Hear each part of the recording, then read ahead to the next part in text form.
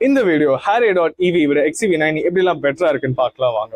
First, Harrierல இன்ஃபர்டைன்மெண்ட்க்கு single screen தான் கொடுத்துருக்காங்க. வேற XEV9ல இன்ஃபர்டைன்மெண்ட்க்கு மட்டும் 2 ஸ்கிரீன் கொடுத்துருக்காங்க. அண்ட் அது மட்டும் இல்லாம டாப் வேரியன்ட்ஸ்ல பின்னாடி பேசஞ்சர்ஸ்க்கும் ஸ்கிரீன் கொடுத்துருக்காங்க.